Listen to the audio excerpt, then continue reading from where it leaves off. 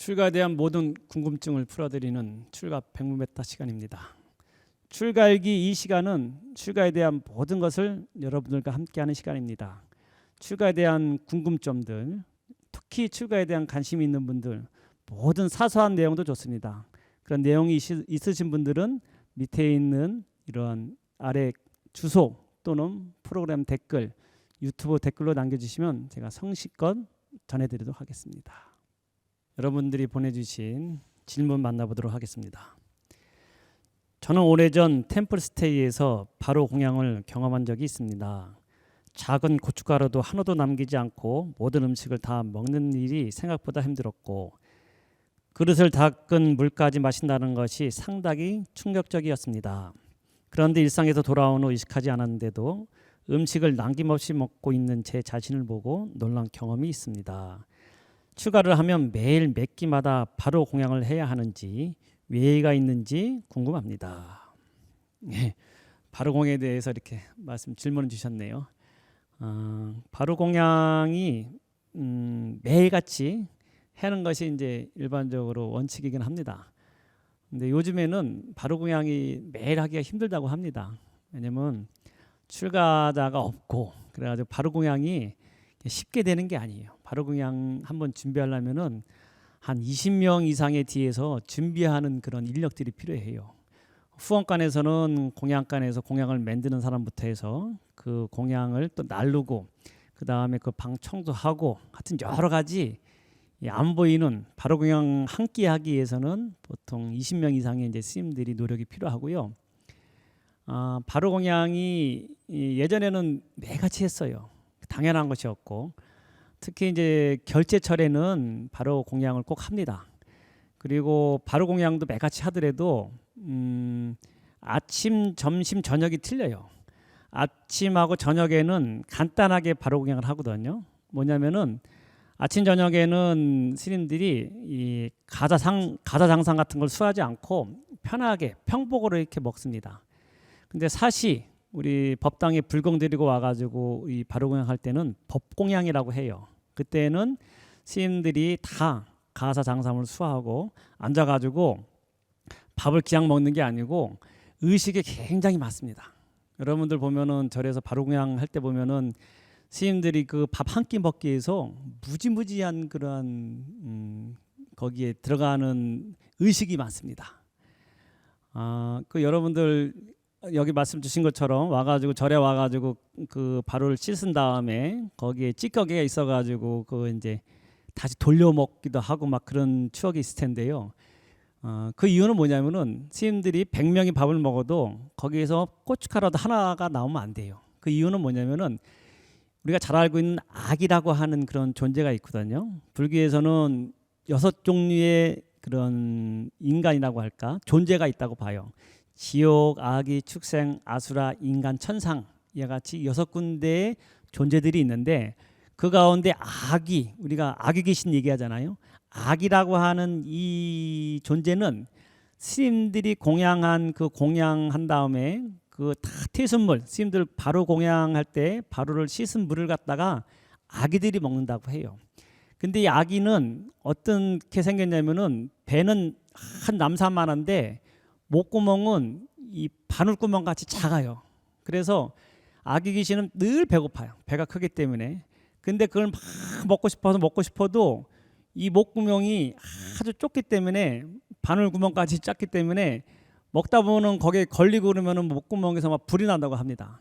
그래서 스님들이 바로 공양을 다 마친 다음에 씻은 물을 먹어야 되는데 거기에 고춧가루라도 하나 있으면은 이것이 목에 걸려가지고 불같이 일어난다고 해요. 막 그래야 불같이 목구멍이 탄다 해가지고 아기 귀신들이 그 바로 한 이후에 물을 먹을 때 아무것도 남기지 않아야지만 아기 귀신들도 밥을 먹을 수 있다 해가지고 예로부터 절에서는 그렇게 바로 공양 후에 이렇게 찌꺼기 하나라도 남기지 않는 것이 전통입니다. 근데 이것이 뭐 아기 귀신을 얘기했지만 아마 예전에는 먹기 힘들고 먹을 게 없으니까 아껴 먹어라, 최대한 아껴서 깨끗하게 먹어라 하고 하는 그런 의미가 있지 않을까 또 나름대로 생각합니다.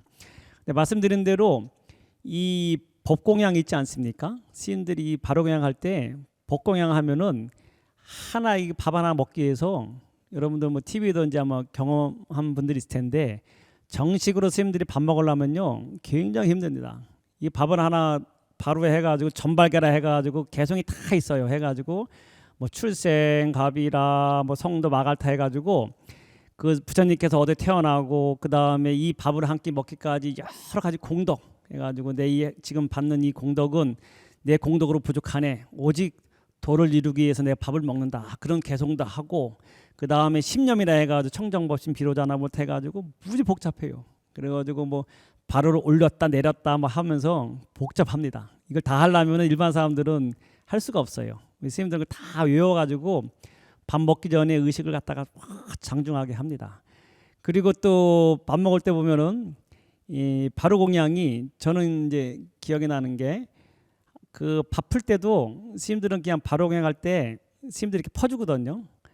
지금 같이 자기가 퍼가지고 먹는 이렇게 그런 어떤 거 뷔페식으로 먹는 게 아니고 스님들이 밥을 퍼줘요. 그 이유가 보니까 예전에는 먹을 게 없으니까 이 밥이 일정량이 있으면 이거 똑같이 배분을 해야지 어떤 사람이 밥을 많이 풀면 뒤에 있는 사람들이 못 먹잖아요. 그래가지고 예전부터 바로공양은 스님들이 퍼주는 거예요.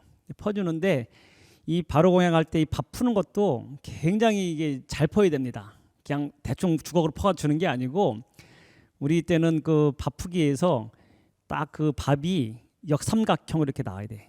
이거 비유하자면은 빵집에 가면 케이크 있죠. 우리 무슨 케이크 해가지고 이렇게 딱 한 조각 나오는 것처럼 밥이 딱 고야 모양이 나와야 돼요.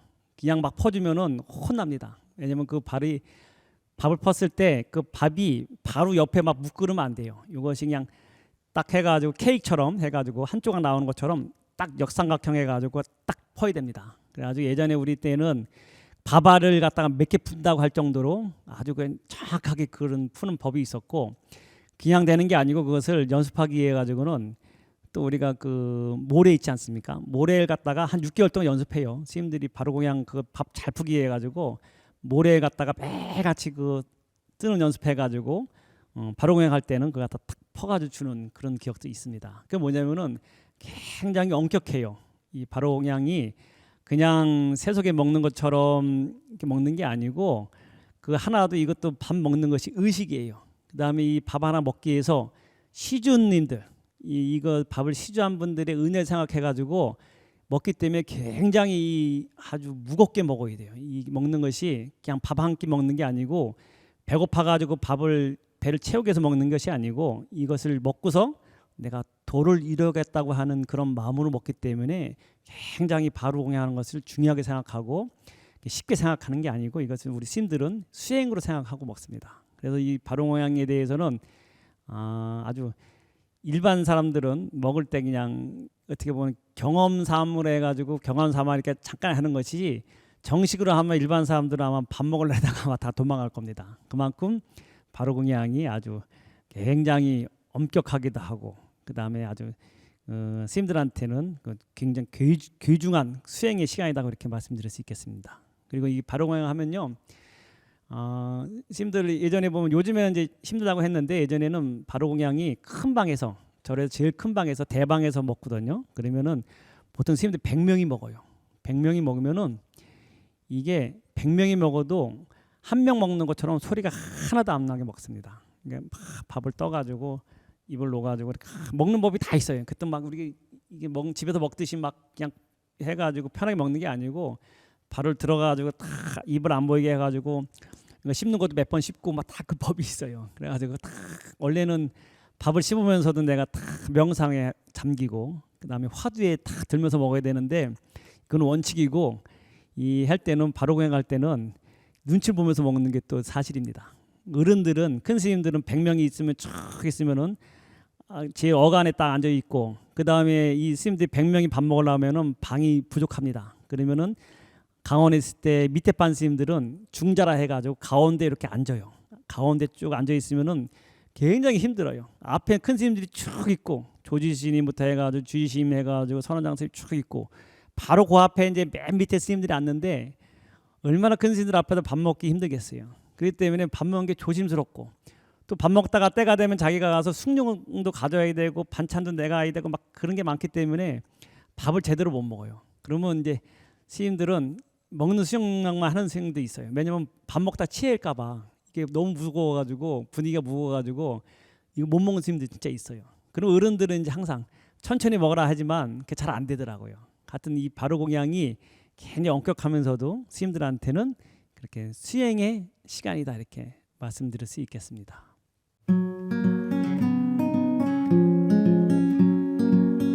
발효공양 순서가 무지 많습니다. 맨 처음에 발효를 갖다 있잖아요. 발효를 그냥 놓는 게 아니고 전발가라 해가지고 발효를 갖다 피고 그다음 바로 핀 다음에 부처님이 태어나가지고 일대기를 갖다가 연부를 해요. 불세행갑이라 하고 그다음에 10분의 부처님한테 잘 먹겠습니다 해가지고 10분 부처님을 이오고 그다음에 해가지고 또 밥을 먹기 전에 오간계라 해가지고 개공다수 양피러차 해가지고 다 그걸로 하고 그다음에 또 죽비치면 밥을 갖다가 쭉 해가지고 그걸 행반이라고 하거든요. 행익이라 해가지고 밥을 갖다 다 푸고 그다음에는 이제 그 밥 먹기 전에 또 귀신들한테 그 갖다 미리 생반이라 해가지고 띄워주는 게 있어요. 귀신들은 그냥 밥 먹는 게 아니고 스님들의 바로 공양하기 전에 그 띄워주는 밥을 먹는 것이 귀신이에요. 절에 있는 귀신들 그걸 띄워줘요. 그 다음에 이제 밥을 먹은 다음에 또 죽비를 치면은 그렇게 해가지고 이제 그 저기를 해가지고 천숨을 돌리고 흉룡 돌리고 그다음에 휘발가라 해가지고 나중에는 그 발을 갖다 다 이렇게 거두는 그런 개성이 있고 맨 마지막에는 내가 밥을 다 먹었으니까 이 밥 먹은 기운으로 해가지고 중생들을 제도하리라 하는 개송 연부를 갖다가 쭉 합니다. 이게 굉장히 복잡하면서도 그게 아주 엄격하게 이루어지는 것이 바로 공양의 순서라고 말씀드리겠습니다. 일반적으로 먹는 거는 그냥 맛보기고 일반 사람들한테 해외는 못해요 전혀. 그래서 이게 스님들 정식 법공양할 때 이 순서는 굉장히 복잡하고 까다롭다 이렇게 말씀드리겠습니다.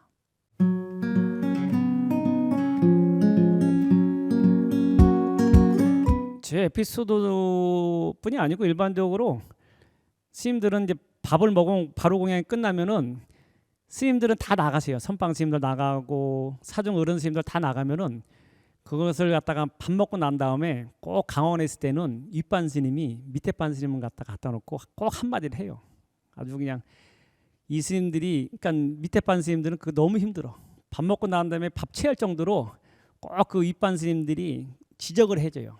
누구 어느 스님 하면은 합장을 하면은 스님 아까 밥 풀 때 왜 이것을 갖다가 이렇게 해가 45도로 들어가야 되는데 왜 50도로 들어갔느냐.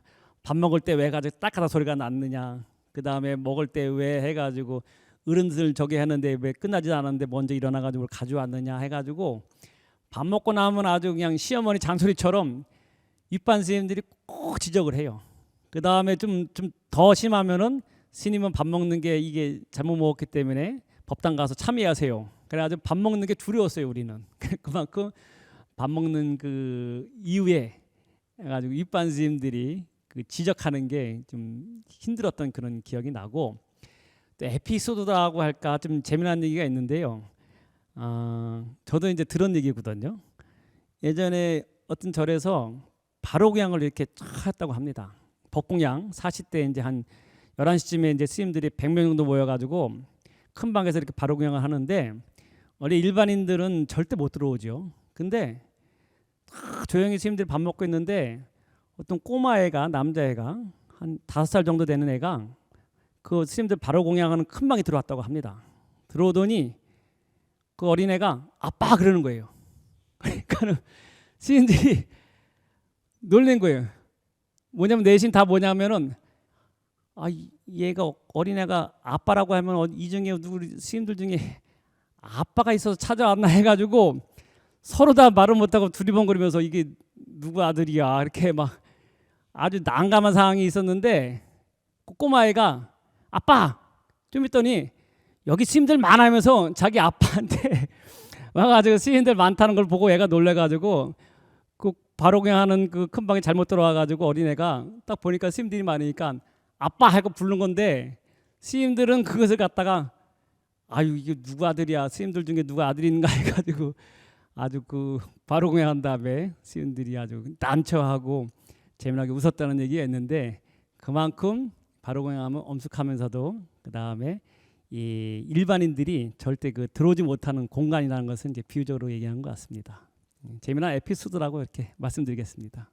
요즘에 날씨가 아주 많이 무더운 것 같습니다. 여러분들 이 무더울 때는 피서도 가고 나름대로 이 더위를 이겨내는 방법이 있을 텐데요.